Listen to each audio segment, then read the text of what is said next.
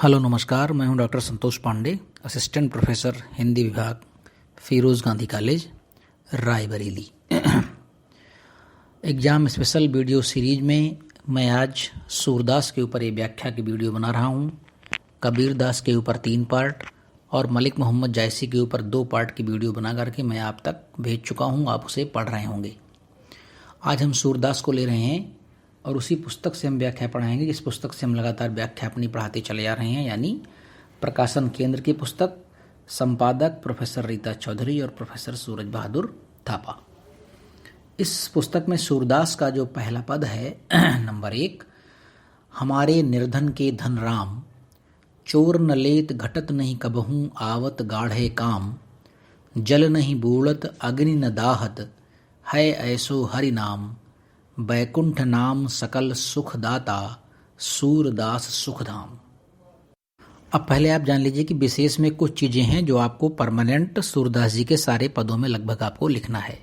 क्या? सबसे पहली बात तो लिखना है कि रस या तो शांत होगा या तो वात्सल्य होगा। जो भक्ति की कविताएं हैं उसमें शांत होगा, और जिसमें कृष्ण की माधुरी का वर्णन है, कृष्ण जब बचपन में, उनके बचपने का वर्णन है कृष्ण के, तब वात्सल्य रस होगा। ठीक, जिसमें बच्चे आदि की बात की जाए उसमें वात्सल्य होगा, जिसमें भक्ति की बात की जाए उसमें शांत रस होगा। तो रस तो ये हो गया। भाषा आपकी हो जाएगी ब्रज। ठीक, सारे में आप लिखेंगे भाषा ब्रज, शांत रस, रस में शांत रस और वात्सल्य रस, ये 2 आप लिख देंगे। और शैली में आप लिख देंगे क्या लिखेंगे आप? गीतात्मक शैली। ठीक, या गेय पद लिख देंगे, या गीतात्मक शैली। ठीक है, बाकी अलंकार इत्यादि जो कुछ भी होगा मैं आपको बीच में बताऊंगा, जो उसमें अलंकार आदि होगा। ठीक, तो हम पहला लेते हैं। कहते हैं सूरदास जी की, हमारे निर्धन के धन राम, चोर न लेत घटत नहीं कबहूँ आवत गाढ़े काम। यानी एक स्पेशल धन की बात कर रहे हैं, एक विशेष धन की बात कर रहे हैं, जिस धन को चोर चुरा नहीं सकता, कभी घट नहीं सकता है, और विपत्ति के समय में काम आता है। और वो धन कोई रुपया पैसा नहीं है, वो कोई घोड़ा गाड़ी धन दौलत नहीं है, वो धन है ब्रह्म का धन, परमात्मा का धन, अपने आराध्य का धन, अपने राम का धन और अपने कृष्ण का धन। जो भी आपका आराध्य परमात्मा प्रभु है, अगर वो धन तुम्हारे पास है तो तुम कभी निर्धन नहीं हो सकते हो। तुमसे बड़ा धनी इस पृथ्वी पर कोई नहीं होगा। तो सूरदास जी उसी मत की पुष्टि करते हुए लिखते हैं कि हमारे निर्धन के धन राम।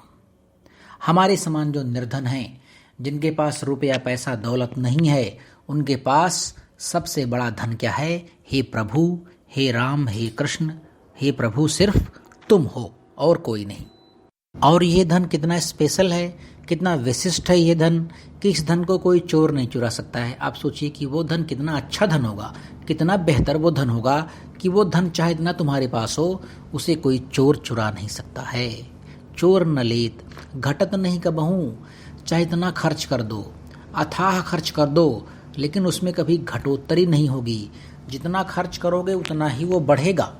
ये राम नाम तुम जितना ही लोगे इसको, उतना ही तुम्हारे अकाउंट में वो क्रेडिट होता जाएगा। इस अकाउंट में कभी डेबिट नहीं होता है। जितना निकालोगे, वैसे जो सामान्य धन होता है उसको आप निकालोगे तो धन में डेबिट होगा, यानी धन में कमी आएगी। लेकिन इस राम नाम के धन को, इस प्रभु परमात्मा ब्रह्म को तुम जितना ही खर्च करोगे, ये उतना ही क्रेडिट होता जाएगा। तुम एक बार प्रभु का नाम लोगे, कई हजार बार ऊपर वाला उसको तुम्हारे खाते में क्रेडिट कर देगा। इसलिए सूरदास जी कहते हैं वो प्रभु बड़े दयालु हैं, बड़े भक्त वत्सल हैं, भक्तों का बड़ा हितकारी हैं, भक्तों के बड़े हितकारी हैं, भक्तों का बड़ा ख्याल रखते हैं। इसलिए ये इस धन को ऐसा बनाया ही गया है कि ये कभी घटता नहीं है। और तीसरी सबसे बड़ी विशेषता इसकी है कि आवत गाढ़े काम। गाढ़े काम का मतलब क्या होता है? जब दुनिया का कोई भी धन काम नहीं देता है, विपत्ति के समय जब दुनिया का कोई रिश्ता नाता काम नहीं देता है, तब ये धन काम में आता है। और फिर अंतिम अवस्था में जब वो कोई व्यक्ति जान लेता है कि मेरी मदद करने वाला इस पूरे ब्रह्मांड में, इस त्रैलोक्य में कोई नहीं है, तो वो सीधे अपने परम पिता परमेश्वर को पुकारता है कि हे राम मुझे बचा लो, हे भगवान मुझे बचा लो, या अल्लाह या खुदा मुझे बचाओ। फिर उसे किसी आदमी का नाम नहीं आता है। ये कब होता है? आवत गाढ़े काम। आप सोचिए कि ये कितना स्पेशल है, ये धन कितना विशिष्ट है कि साधारण धन कभी गाढ़े में काम नहीं आता है। विपत्ति में, आपत्ति के समय सिर्फ अपने परमात्मा और प्रभु के नाम रूपी जो धन है वही काम आता है। जल नहीं बूढ़त अग्नि न दाहत ऐसो है हरि नाम। और ये जो धन है प्रभु के नाम का, इसे जल डुबा नहीं सकता, ये जल में डूब नहीं सकता। अग्नि न दाहत, अग्नि इसे जला नहीं सकती है। ऐसो है हरि नाम। ठीक। बैकुंठ नाम सकल सुखदाता सूरदास सुखधाम। बैकुंठ नाम सकल सुखदाता सूरदास सुखधाम। तो सूरदास जी कह रहे हैं, हे बैकुंठ के मालिक, हे स्वर्ग के और जन्नत के मालिक, हे प्रभु परमपिता परमात्मा, हे मेरे राम, आपका जो नाम है वो दुनिया के समस्त सुखों को देने वाला है, दुनिया के समस्त सुखों को प्रदान करने वाला है। बैकुंठ नाम सकल सुखदाता। सकल माने सर्वत्र, सब प्रकार के जितने भी प्रकार के सुख इस त्रैलोक्य में होते होंगे, इस चराचर जगत में होते होंगे, वो सब सुख तो देता ही है। और जो सुख इस चराचर जगत में नहीं है, ब्रह्मानंद का सुख, ब्रह्मानुभूति का सुख, वो सुख भी तुम्हें प्राप्त होगा। बैकुंठ नाम सकल सुखदाता सूरदास सुखधाम। और सूरदास जी इस तरह से तुम्हारा नाम लेते रहते हैं और सुख के धाम में रहते हैं, यानी पूरे घर में आनंद ही रहता है, पूरे घर में प्रसन्नता और सुख ही रहता है। हमेशा मैं अपने सुख और संतुष्टि का अनुभव करता रहता हूँ। ठीक। तो इस प्रकार से आपकी व्याख्या समाप्त हुई। इसमें रूपक अलंकार है, आप इसमें लिख देंगे रूपक अलंकार। और अनुप्रास अलंकार तो वैसा कहीं नहीं है और कोई अलंकार नहीं है। रूपक अलंकार इसमें विशेष रूप से है, वो आप इसमें लिख सकते हैं। ठीक। चलिए अब हम आ रहे हैं दूसरे पद पर। ये है पेज नंबर 96 पर है उसी किताब का दूसरा पद। जो सुख होत गोपाल ही गाए, जो सुख होत न जप तप कीन है कोटिक तीरथ न्याय। दिए लेत नहीं चारि पदारथ चरण कमल चित लाए। तीन लोक तृणसम करि लेखत नंद नंदन उर आए। बंसी बट वृंदावन जमुना तज बैकुंठ न जावे। सूरदास हरिको सुमिरन करि बहुरिन भवजल आवे। जो सुख होत गोपाल ही गाए। सूरदास जी कह रहे हैं कि अपने आराध्य प्रभु श्री कृष्ण का जब मैं गुणगान करता हूँ तो जिस ब्रह्मानुभूति होती है, जिस प्रकार की मुझे ब्रह्मानुभूति होती है, जिस प्रकार की मुझे आनंदानुभूति होती है, जिस प्रकार की मुझे प्रसन्नता मिलती है, जिस प्रकार का एहसास मुझे होता है, वो एहसास मुझे आज तक कहीं हुआ ही नहीं। जो सुख होत गोपाल ही गाए। अब वो सुख कहाँ कहाँ नहीं होता है, लोग उसे कहाँ कहाँ ढूंढते हैं, लेकिन वहाँ नहीं है। वो कहाँ है? वो है नाम स्मरण में। जो सुख नाम स्मरण में है वो सुख कहीं पर नहीं है। ब्रह्म राम ते नाम बड़। इसीलिए गोस्वामी तुलसीदास जी ने भी लिखा है कि ब्रह्म राम ते नाम बड़ बरदायक बरदानी। रामायण शतकोटि मह लिय महेश जिय जानी। ब्रह्म का जो, राम का जो नाम है उससे बड़ी कोई पूजा नहीं है। फिर एक जगह तुलसीदास जी एक जगह और लिखते हैं श्री रामचरितमानस में कि जाकर नाम सुनत शुभ होई मोरे गृह आवा प्रभु सोई। जिसका नाम सुनते ही शुभ हो जाता है, जबान पर रखो और शुभ की बरसात होने लगती है, शुभ की बारिश होने लगती है, प्रभु का आशीर्वाद मिलने लगता है। इतना बड़ा नाम, तो नाम की जो महत्ता है वो सूरदास जी भी यहाँ कह रहे हैं कि जो सुख होत गोपाल ही गाए। भगवान प्रभु कृष्ण का नाम लेने पर जो सुख होता है वो सुख, जो सुख होत न जप तप कीन्हे कोटिक तीर्थ न्याय। वो सुख जप तप में नहीं है। मैंने बहुत जप तप किया, कई कोटिक तीर्थ न्याय। तुम करोड़ों तीर्थों में चले जाओ, स्नान कर लो, इस नदी में उस नदी में, यहाँ संगम नहा लो, हरिद्वार में ये नहा लो, इलाहाबाद में वो नहा लो, और किसी भी जगह चले जाओ, लेकिन जो सुख प्रभु का नाम स्मरण करके चुपचाप एक कोने में बैठ के अपने प्रभु का नाम स्मरण करने में है, उनका गुणगान करने में है अपने प्रभु का, वो सुख जप में नहीं है, तप में नहीं है, और ना ही करोड़ों तीर्थों में स्नान करने से प्राप्त होता है। दिए लेत नहीं चारि पदारथ चरण कमल चित लाए। कह रहे हैं कि भाई एक अद्भुत, इतना अद्भुत सुख है कि इसकी तारीफ में क्या करूं, कि दिए लेत नहीं चारि पदार्थ। दिए मतलब किसी को दे दीजिए तो वो लेता नहीं है। दिए लेत नहीं, अगर आप किसी को दे दीजिए तो वो लेता नहीं है। क्या? चारि पदार्थ, 4 प्रकार के पदार्थ इस चराचर जगत में कहे गए हैं। कौन से पदार्थ हैं वो? वह धर्म, अर्थ, काम और मोक्ष। ये जो 4 पदार्थ हैं, इसके लिए पूरी दुनिया मरी जा रही है। अगर इन चारों को तुम एक साथ किसी को दे दो तो वो लेगा नहीं। वो कौन है? वो है जो अपने गोपाल, अपने प्रभु की शरण में जा करके उनके नाम रूपी भक्ति कर रहा है, उनके नाम का स्मरण कर रहा है। चरण कमल चित लाए, जिस व्यक्ति ने प्रभु के चरण कमलों में अपना चित्त पूरी तरह से लगा दिया है, तन मन धन से समर्पित है अपने प्रभु के प्रति, उसे तुम धर्म, अर्थ, काम, मोक्ष ये चारों पदार्थ दे दोगे, वो लेगा नहीं। दिए लेत नहीं चारि पदार्थ, 4 पदार्थ देने से लेगा नहीं। चरण कमल चित लाए, क्योंकि उसका जो चित्त और मन, उसकी आत्मा है, वो अपने परमात्मा के प्रति लगी हुई है। कहते हैं 3 लोक तृणसम कर लेखत नंद नंदन उर आए। और एक अलग स्पेशल बात क्या कह रहे हैं कि अगर किसी के हृदय में नंद के नंदन का वास हो जाए, किसी के हृदय में प्रभु कृष्ण का या प्रभु राम का या अपने परमात्मा का वास हो जाए, और उसको पूरा विश्वास हो जाए कि ये इस दुनिया के चराचर जगत को चलाने वाला यही मेरा मालिक, यही मेरा परमात्मा, यही मेरा प्रभु है, तो फिर क्या होगा? 3 लोक तृण सम कर लेखत। वह तीनों लोकों को, तीनों लोक कौन से? आकाश, धरती और पाताल, ये 3 लोक हैं। तीनों लोकों का किसी को अगर स्वामी बना दो, महाराज, राजा बना दो, तो वो उसे तिनके के समान भी गिनता नहीं है। 3 लोक तृण सम करि लेखत, तिनके के समान, तीनों लोकों का स्वामी अगर उसको बना दिया जाए, पूरे त्रैलोक्य का किसी को राजा बना दिया जाए, उसका मालिक बना दिया जाए, तो वह उसको कैसे देखेगा? जैसे कोई घास फूस हो। कब? जब प्रभु का वास उसके हृदय में हो जाएगा तब। 3 लोक तृण सम करि लेखत नंद नंदन उराए। नंद के नंदन का अगर किसी के हृदय में प्रवेश हो जाए, वास हो जाए, उसे विश्वास हो जाए कि नंद का नंदन मेरे हृदय में आ गया है, तो उसे तीनों लोकों का राजा बना दीजिए, तो उसे भी वो तिनके के समान करके उसकी गणना करेगा।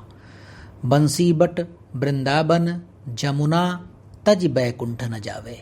और क्या कहते हैं सूरदास जी? ऐसा भक्त क्या क्या छोड़ के बैकुंठ भी नहीं जाएगा। अगर उसे ऑफर दिया जाए कि चलो भाई तुमको हम सीधे सदैह स्वर्ग ले चलते हैं, तो वह इनकार कर देगा, वह जाएगा नहीं। क्या नहीं छोड़ के जाएगा? बंसी बट, वह पेड़ जिसके ऊपर या जिसके ऊपर चढ़ करके या जिसके नीचे भगवान कृष्ण अपनी मुरली बजाते हैं, वो बंसी बट। वृंदावन, जहाँ पर प्रभु का अवतार हुआ, जहाँ पर प्रभु ने अपनी लीलाएं की, जहाँ पर उनका जन्म हुआ। जमुना, जिसके किनारे प्रभु इतना खेले, नहाए, खेले, कूदे।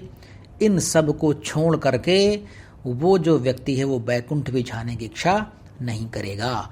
बंसी बट, वृंदावन, जमुना, इनको छोड़ करके कोई भी व्यक्ति इसके हृदय में प्रभु का वास हो गया हो, वो बैकुंठ भी जाने की इच्छा नहीं रखेगा। सूरदास हरि को सुमिरन करी बहुरिन भव जलावय।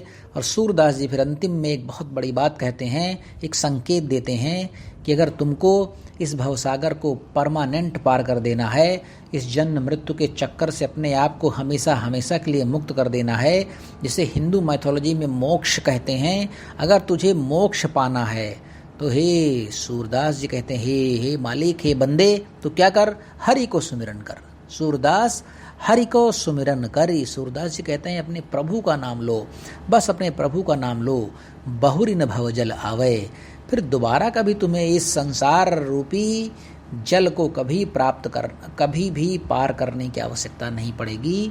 तुम हमेशा हमेशा के लिए जन्म मरण का जो चक्कर है, ये जो आने जाने का लफड़ा बना रहता है, आवागमन जिसे कहते हैं, इस आवागमन के तुम बियॉन्ड हो जाओगे, तुम आवागमन से परे हो जाओगे, अगर तुमने अपने प्रभु का नाम अच्छे से सुमिरन कर लिया तो। अब हम ले रहे हैं 5वां। श्याम गरीबन हूँ के ग्राहक, दीनानाथ हमारे ठाकुर, सांचे प्रीत निबाहक, कहा विदुर की जाति पाति कुल प्रेम प्रीति के लाहक, कह पांडव के घर ठकुराई अर्जुन के रथ बाहक, कहा सुदामा कै धन हो तो सत्य प्रीति के चाहक, सूरदास सठ ताते हरि भजी आरती के दुख दाहक, श्याम गरीबन हूं के ग्राहक। तो क्या कह रहे हैं सूरदास जी? श्याम गरीबन हूं के ग्राहक। हमारे जो प्रभु हैं, हमारे प्रभु जो श्री कृष्ण हैं, या जो मेरा परमात्मा, जो मेरा प्रभु है, वो क्या है? गरीबन हूं के ग्राहक। वो गरीबों का बहुत बड़ा मदद करने वाला है। हमारे निर्धन के धन राम, जो ऊपर उन्होंने कहा है, आप भावसाम में इसको लिख सकते हैं, श्याम गरीबन हूं के ग्राहक, और ये आ जाए तो आप उसको लिख सकते हैं, हमारे निर्धन के धन राम, भावसाम में। तो कह रहे हैं कि श्याम गरीबन हूं के ग्राहक। जो श्याम हैं यानी जो प्रभु है, वो गरीबों का ही ग्राहक है। गरीबों की ही मदद करने के लिए तो प्रभु अवतार लेते हैं। जो अशक्त हैं, जो चल फिर नहीं सकते हैं, जो शक्तिशाली नहीं हैं, जिनके पास कुछ भी नहीं है, निर्धन हैं, गरीब हैं, उनके पास सबसे बड़ा धन है उनका अपना राम, उनका अपना प्रभु है। श्याम गरीबन हूं के ग्राहक, दीनानाथ हमारे ठाकुर, सांचे प्रीति निवाहक। कहते हैं वो जो दीनानाथ हैं, दीनों के जो नाथ हैं, गरीबों के जो मालिक हैं, गरीबों को जो नाथ हैं, वो मेरे प्रभु हमारे ठाकुर, हमारे मालिक हैं। सांचे प्रीति निवाहक, और 100% सच्ची प्रीति को निभाने में समर्थ हैं हमारे प्रभु। इसलिए सिर्फ अपने प्रभु का ध्यान करो, अपने प्रभु के नाम स्मरण करो। वो बहुत भक्तवत्सल हैं, भक्तों पर उनकी कृपा आगाध है। तो दीनानाथ हमारे ठाकुर, दीनों के जो नाथ प्रभु हैं हमारे, वे हमारे मालिक हैं। सांचे प्रीति निवाहक, और उनकी प्रीति बहुत सच्ची है, और बहुत सच्चाई से 100% वो अपना वादा पूरा करते हैं, 100% अपने उसे निभाते हैं। अगर तुमने उनसे प्रीति कर ली तो 100% प्रभु उसको निभाता है। कहा विदुर की जाति पाति कुल प्रेम प्रीति के लाहक। अब कुछ उदाहरण दे रहे हैं कि प्रभु ने उसे कैसे अपने जीवन काल में निभाया था। उदाहरण नंबर 1, विदुर की बात लेते हैं। यहाँ पर महाभारत की बात की जा रही है। महाभारत में आप जानते हैं एक पात्र थे विदुर, बहुत बड़े कूटनीतिज्ञ, बहुत बड़े नीतिज्ञ माने जाते थे विदुर जी, और ये एक दासी के पुत्र थे। अगर महाभारत देखा होगा आपने तो शायद आपको पता होगा, एक दासी के पुत्र थे विदुर जी, लेकिन बहुत ही कूटनीतिज्ञ और बहुत बड़े ज्ञानी कहा जाता है विदुर को। तो दासी पुत्र जो विदुर थे, कहा विदुर की जाति पाति कुल, इनकी जाति, इनकी पाति, इनका कुल इतना श्रेष्ठ नहीं था जिसको तुम कहते हो कि श्रेष्ठ। अगर तुम ये कहते हो कि केवल श्रेष्ठ और उच्च कुलीन लोगों की ही प्रभु बात सुनते हैं, कोई कहे मैं उच्च कुल में उत्पन्न हुआ हूँ, मेरा धर्म सबसे उच्च है, तो प्रभु केवल मेरी बात सुनेंगे, तो भाई ऐसा नहीं है। मैं उदाहरण देके तुमको बता रहा हूँ।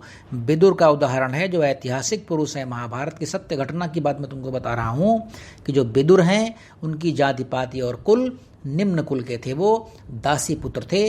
लेकिन भगवान मेरे प्रभु कृष्ण ने प्रेम प्रीति के लाहक, वे जाति पाति कुल धर्म संप्रदाय मत, इनमें इनको वो देखते नहीं हैं, इनको सब दिखाई नहीं पड़ते हैं, कि वो जानते हैं ना कि सब लोगों ने बनाए हैं, मैंने इसे नहीं बनाया है। तो उन्होंने, कृष्ण ने विदुर के साथ अपनी प्रेम की प्रीति को 100% निभाया है, और पूरे महाभारत में विदुर के सबसे अच्छे साथी और संगी के रूप में कृष्ण को जाना जाता है। और उन्होंने विदुर की सेवा स्वीकार की, विदुर की बातों को कृष्ण बहुत अच्छी तरह सुनते थे और उसको मानते थे। फिर दूसरा उदाहरण ले लीजिए, कहा पांडव के घर ठकुराई, अर्जुन के रथवाहक। बताओ, इतना बड़ा आदमी, प्रभु परमात्मा ब्रह्म राम और कृष्ण जैसे जो बड़े इतने परम शक्तिशाली क्या हो गए भाई? रथ चलाने वाले हो गए, ड्राइवर की भूमिका निभाई। जैसे आजकल हम ड्राइवर देखते हैं कि गाड़ी में ड्राइवर होता है, तो ड्राइवर की भूमिका में रहे। किसके ड्राइवर? अर्जुन के रथ के ड्राइवर। अर्जुन के रथ को पूरा ड्राइव किया, और जब तक पूरा युद्ध समाप्त नहीं हुआ तब तक ड्राइव किया। और सुनिए, वो कोई सामान्य ड्राइवरी नहीं की, कोई सामान्य रथ चालक नहीं थे। युद्ध के बीच में रथ चलाना था, जहां पर बड़े भीषण बाण चलते थे, गदाएं चलती थी, तलवारें चलती थी, भाले बल्लम बरछी चलते थे। कहते हैं कि महाभारत जैसा युद्ध आज तक कभी हुआ नहीं और ना कभी होगा। दुर्योधन रण ऐसा होगा। रामधारी सिंह दिनकर साहब ने रश्मिरथी नाम का एक खंड काव्य लिखा है, उसके तृतीय सर्ग में लिखते हैं कि दुर्योधन रण ऐसा होगा फिर कभी नहीं जैसा होगा, भाई पर भाई टूटेंगे, बिस्बाण बूंद से छूटेंगे, बायस श्रृंगाल सुख लूटेंगे, सौभाग्य मनुज के फूटेंगे, आखिर तू धराशायी होगा, हिंसा का परदाई होगा, आखिर तू भूषाई होगा, हिंसा का परदाई होगा। ये बात कब की है? जब प्रभु भगवान कृष्ण दुर्योधन को समझाने जाते हैं कि भाई दे दो केवल 5 ग्राम, रखो धरती अपनी तमाम, हम वहीं खुशी से खाएंगे, परिजन पर अस न उठाएंगे। तो दुर्योधन वो भी दे न सका, आशीष समाज की ले न सका, उल्टे हरि को बांधने चला, जो था असाध्य साधने चला। जब नाश मनुज पर छाता है पहले विवेक मर जाता है, जब नाश मनुज पर छाता है पहले विवेक मर जाता है। ये बहुत लंबी कविता है दिनकर साहब की। मैं जरा स्वस्थ हो जाऊं अच्छे से तो मैं कभी इससे आपको रिकॉर्ड करके ज़रूर आपको सुनाऊंगा मैं इस कविता को।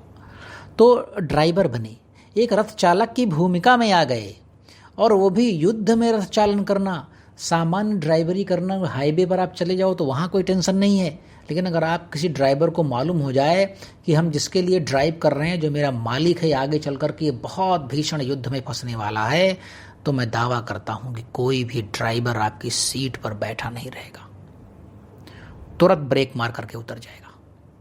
तो अर्जुन के ड्राइवर की भूमिका निभाई, अर्जुन के रथ चालक की भूमिका निभाई, अर्जुन के रथवाहक बने। कहा पांडव के घर ठकुराई अर्जुन के रथवाहक, और पांडव के घर जाकर के उनकी ओर से रहने का प्रस्ताव स्वीकार किया, जबकि पांडवों के पास 5 गांव भी नहीं थे, और दुर्योधन एक चक्रवर्ती सम्राट था। चक्रवर्ती सम्राट के यहाँ जाना पसंद नहीं किया।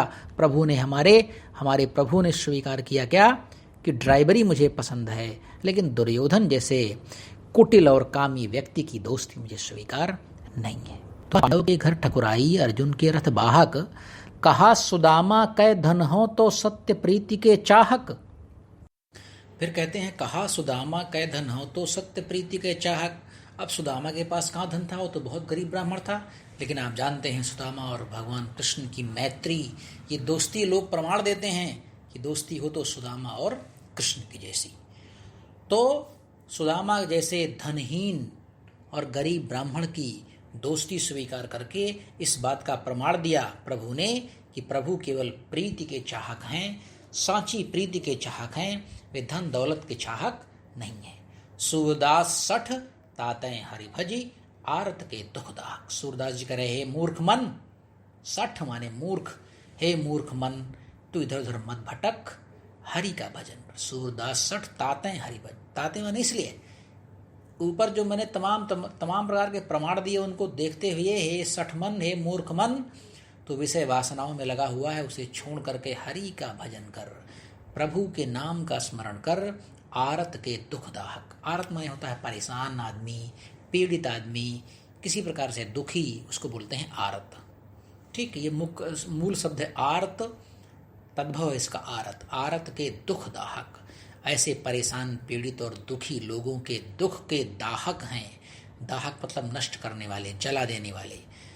तो इसलिए प्रभु जो है वो परेशान पीड़ित व्यक्ति और दुखी लोगों के दुख को नष्ट करने वाले हैं। इसलिए सूरदास जी कहते हैं हे मूर्ख मन, अपने प्रभु का भजन कर, अपने प्रभु का भजन कर भाई, अपने प्रभु का भजन कर। अब हम आते हैं अपने अगले पद पर। अब मैं नाच्यों बहुत गोपाल, 7वां है, पेज नंबर 98 पर उस बुक में 7वां। अब मैं नाच्यो बहुत गोपाल, काम क्रोध को पहिर चोलना कंठ विषय की माल, महामोह के नूपुर बाजत निंदा शब्द रसाल, भ्रम भोयो मन भयो पखावज चलत असंगत चाल, तृष्णा नाद करत घट भीतर नाना विधि दैताल, माया को कटि फेटा बांध्यो लोभ तिलक दियो भाल, कोटिक कला काछ दिखराई जल थल सुधि नहीं काल, सूरदास की सबय विद्या दूरी करो नंदलाल, अब मैं नाचो बहुत गोपाल। यहाँ पर सूरदास जी कबीर की भांति माया से सावधान रहने की बात करते हैं। भाव साम में आप इसमें लिखेंगे माया महा ठगनी हम जानी, वो वाला आप जरूर लिख देंगे। तो माया की बात कर रहे हैं कि अब मैं नाचो बहुत गोपाल, हे प्रभु, हे मेरे प्रभु, हे मेरे गोपाल, मैं बहुत नाच चुका हूँ भाई। नाचने से तात्पर्य यहाँ पर क्या है? नाचने से तात्पर्य है कि दुनिया में जितने भी काम हैं, नाना विधि व्यापार इस त्रैलोक्य के, उन सब को सूरदास जी ने यहाँ एक शब्द में बांधा है, एंड दैट इज नाचना, वो है नृत्य। अब मैं नाचो बहुत गोपाल, मैंने बहुत काम कर लिया, मैंने बहुत उठापटक कर ली, मैंने बड़ा संघर्ष कर लिया, बड़े रिश्ते नाते निभा दिए और सब कुछ कर डाला, मैं बहुत नाचा हूँ, जन्म जन्मांतरों से मैं नाचता ही चला रहा हूँ और आज तक कभी भी मैं इसे छुट्टी नहीं पाया हूँ। अब मैं नाचो बहुत गोपाल, मैं थक गया हूँ नाचते नाचते। और फिर आगे बता रहे हैं कि ये जो मैंने नृत्य किया है ये किस प्रकार से किया है। काम क्रोध को पहिर चोलना कंठ विषय की माल। कोई नर्तक होता है, नृत्य करने वाला, जो डांसर्स होते हैं, वो क्या करते हैं, एक विशेष प्रकार का अपना आभूषण पहनते हैं, एक विशेष प्रकार का अपना आवरण बनाते हैं, उनकी जो वेशभूषा होती है एक अलग प्रकार की होती है। तो वो जो अलग प्रकार की वेशभूषा है मैं उसे पहन पहन करके नाचा हूँ। कैसे? अब देखिए यहाँ पर बता रहे हैं कि हमारे आभूषण क्या थे और मेरा वेशभूषा कैसा था नाचते समय। काम क्रोध को पहिरी चोलना, मैंने जो कपड़ा पहन रखा था वो काहे का था? काम और क्रोध का था। काम क्रोध को पहिर चोलना, चोलना मतलब जो वस्त्र आभूषण, जो कपड़ा था वो काहे का था? काम क्रोध को, काम क्रोध रूपी कपड़े को पहन करके मैंने बहुत नाचा। कंठ विषय की माल, और अपने कंठ में, अपने गले में मैंने एक माला पहन रखी थी। वो माला काहे की थी? विषयों की थी। विषय का मतलब क्या हुआ? यही काम क्रोध लोभ मोह विषय वासना, ये मेरा वो तेरा, ये दुनियादारी, एक एक फीट के लिए अपने सगे भाई का गला काट देना, 5 रुपए के लिए इतना बड़ा झूठ बोल देना कि किसी की मौत हो जाए, ये सब क्या? ये सब विषय हैं। नाना प्रकार के इन विषयों को मैंने अपने गले में एक आभूषण की तरह पहन के रखा था, माला की तरह पहन के रखा था। महामोह के नूपुर बाजत निंदा शब्द रसाल। हाँ, और जो मैंने घुंघरू बांध रखे थे अपने पैरों में नाचते समय, वो घुंघरू काहे के थे? महामोह के नूपुर बाजत। जो मेरा मोह है ये बहुत बलशाली हो गया था। माया और मोह के आगे मैं तो कुछ समझता ही नहीं था प्रभु किसी को। इसी के घुंघरू बांध करके, इसी के नूपुर, महामोह के ही नूपुर बाजे हैं। जब भी मैं नाचा हूँ और हमेशा नाचता ही रहा हूँ, तो उस नृत्य में जो घुंघरू बजते थे, जो नूपुर बजते थे, वो काहे के थे? महामोह को। और निंदा शब्द रसाल, और क्या होता था? उस नृत्य में एक स्पेशल गीत चलता रहता था, एक विशेष प्रकार का गीत चलता रहता था उस नृत्य में। काहे का गीत? निंदा शब्द रसाल। रसाल का मतलब होता है बड़ा मधुर, बड़ा मीठा। मैं बहुत मीठा, बड़ा मधुर गीत भी उस समय चलता रहता है मेरे नृत्य में। काहे का? निंदा शब्द, दूसरे की निंदा करना, दूसरे की बुराई करना, इनसे जलन, उनसे डाह, और वो ऐसा है, वो वैसा है, दूसरे की आलोचना करना, दूसरे की बुराई करना, दूसरे की निंदा करना, इन सब के बड़े सुमधुर गीत चलते थे उस नृत्य में। तृष्णा नाद करति घट भीतर नाना विधि दैताल। और जो लालच है वो मेरे शरीर में एक से एक स्टाइल में नाचा करती थी। विभिन्न प्रकार की शैलियों में वो मेरे शरीर के अंदर नाद किया करती थी, नृत्य किया करती थी, नृत्य करती थी और नाद भी करती थी। नाना विधि दैताल, 1 ताल 2 ताल 3 ताल नहीं, 4 ताल 6 ताल, 4 ताल 6 ताल विभिन्न प्रकार के वाद्य यंत्रों के साथ तृष्णा यानी जो लालच है वो मेरे अंदर नाद किया करती थी। फिर कहते हैं भ्रम भोयो मन भयो पखावज चलत असंगत चाल। और जो मेरा मन था वो क्या था? उस डांस में तमाम प्रकार के वाद्य यंत्र होते हैं, पखावज एक वाद्य यंत्र है, तो पखावज नाम का जो वाद्य यंत्र था वो काहे का था? मेरा मन था। मेरा मन रूपी पखावज एक वाद्य यंत्र हो गया था। भ्रम भोयो मन भयो पखावज। और मन वाद्य यंत्र क्यों बन गया था? क्योंकि भ्रम भोयो, भ्रम में वो ऐसा बेचारा भरा हुआ था, इतना सना हुआ था, इतना लिप्त था भ्रम में कि उस लिप्ति के कारण, उस लिप्तीकरण के कारण जो मेरा मन था वो भ्रम में लिप्त होने के कारण मेरा मन उस नृत्य में पखावज की तरह काम करता था। चलत असंगत चाल, और उसकी जितनी भी चालें थी मेरे मन की सब असंगत थी, कोई भी संगत चाल वो चलता नहीं था। विभिन्न प्रकार की कुटिल चालें वो चलता था, कुटिल गाने बजाता था, कुटिल तालें देता था, कुटिल राग रागनियों में वो पखावज मेरा मन रूपी पखावज बजता है। था नहीं है तृष्णा नाद एक मिनट ब्रह्मचर्य में भूल गया था यार लाइन। महामोह के नूपुर बैद निंदा सदृसाल, ब्रह्म भोयो मन भयो पखावत चलत हंगत चाल, तृष्णा नाद करत घट भीतर नाना विधि दय ताल। एक पंक्ति भूल गया था मैं, उसने कर दिया उसको। अब आते हैं अगली पंक्ति पर। माया को कटि फेटा बांध्यो लोभ तिलक दियो भाल। अच्छा, नृत्य करने वाले क्या करते हैं, एक फेटा बांधते हैं। फेटा का मतलब क्या होता है, कमर में एक कपड़ा बांधा जाता है जो थोड़ा सा लटकता रहता है दाहिनी या बाएं साइड, उसको बोलते हैं फेंटा। तो मैंने फेंटा काहे का बांधा था, माया का। माया को कटि फेंटा बांधे, कटि माने कमर में। मैंने कमर में जो फेंटा बांध रखा है, सॉरी मैं बार बार था कह रहा हूँ, है जो मैंने, क्योंकि नृत्य कर रहा हूँ ना मैं भी, तो माया मैंने अपनी कमर में जो फेंटा बांध रखा है वो काहे का है, वो माया का है। लोभ तिलक दियो भाल, और लोभ रूपी तिलक मैंने अपने माथे में लगा रखा है। लोभ रूपी, लालच रूपी तिलक मैंने अपने माथे में लगा रखा है।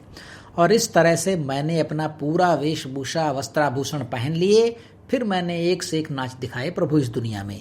कोटिक कला काछ दिखराई, जल थल सुधि नहीं काल। इस प्रकार के वस्त्राभूषण पहन करके मैंने करोड़ों प्रकार के नृत्य दिखाए, करोड़ों प्रकार की नृत्य रूपी कलाएं मैंने दिखाई। मुझे याद ही नहीं है कि जल थल सुधि नहीं काल है, मतलब मैंने कहाँ कहाँ नहीं दिखाई इस प्रकार के नृत्य, मुझे तो याद ही नहीं है।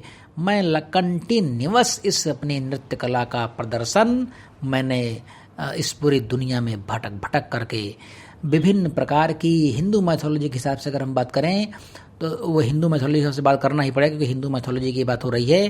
क्योंकि विभिन्न प्रकार हिंदू मैथोलॉजी में कहते हैं कि जन्म जन्मांतर, एक जन्म फिर दूसरा जन्म फिर तीसरा जन्म, 84,000 योनियों की बात करता है हिंदू मैथोलॉजी, कि मैंने विभिन्न योनियों में अपना जन्म लेकर के इस प्रकार के नृत्य दिखाए हैं। हे प्रभु, मैं ऊब गया हूँ, मुझे इस नृत्य से उबारो। सूरदास की सब अविद्या दूरी करो नंदलाल। हे नंदलाल, सूरदास कि ये जो भी अविद्याएं हैं, जिन अविद्याओं के चक्कर में फंस करके, जिन व्यसनों के चक्कर में फंस करके, जिस माया के वशीभूत होकर के प्रभु मैं नाचता रहा हूँ पूरी दुनिया में घूम घूम करके, उस अविद्या को दूर कर दो मेरे नंदलाल। मेरे ऊपर कृपा करो मेरे नंदलाल, और मेरी वो अविद्या दूर कर दो। देखिए यहाँ पर रूपक अलंकार बहुत अच्छा है, कहीं कहीं उपमा अलंकार है। रूपक अलंकार बहुत जबरदस्त यहाँ पर दिया हुआ है, ठीक, क्योंकि जो नृत्य के सारे सामान हैं उसको रूपक अलंकार में ही बांध करके सूरदास जी ने हमें इस बात को बताया है। भाव साम में आप लिख देंगे माया महा ठगनी हम जानी। ठीक, अब मैं इस क्लास को अपनी यहाँ पर समाप्त करता हूँ। अभी इसका सूरदास पार्ट 2 आपको मिलेगा, उसके बाद सूरदास की व्याख्या समाप्त हो जाएगी। फिर हम लेंगे तुलसीदास को। कल आपका पेपर है, फर्स्ट पेपर। मैं उम्मीद करता हूं कि हमारे सभी विद्यार्थियों का पेपर बहुत अच्छे से होगा, पेपर सरल आएगा। बिल्कुल कॉन्फिडेंटली आप पेपर दीजिए। समय का आप पुनः ध्यान रखेंगे, अपनी बोतल लेके जाएंगे, पेन, कॉपी, पेन और कलम और स्केच, ये सब मैंने आपको बता दिया है, ये सब लेके जाएंगे। 20-25 मिनट 30 मिनट पहले हर हाल में रूम के अंदर आप पहुंच जाएंगे और आराम से अपना पेपर दीजिए। ईश्वर आपको खुश रखे, स्वस्थ रखे, सकुशल रखे। अगली वीडियो में बहुत जल्द आपसे मुलाकात होगी। हाँ, एक बात मैं आपको और बता दूं, जो आपका कल पेपर है उस पेपर का मैं बहुत सटीक विश्लेषण आपके सामने प्रस्तुत करूंगा, वो आप कल जरूर सुनिएगा। चलिए, बहुत जल्द आपसे मुलाकात होगी। नमस्कार।